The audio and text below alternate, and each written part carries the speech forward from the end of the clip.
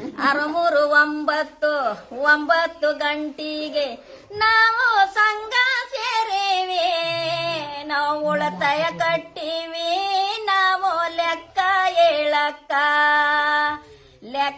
ಹೇಳಕ್ಕ ನಮಗೆ ಉಳಿತಾಯ ತಿಳಿಸಕ್ಕ.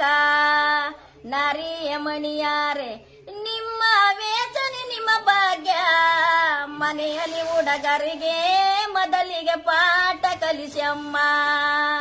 ನಾವಿದ್ದೆ ಕೊಯ್ತೀವಿ,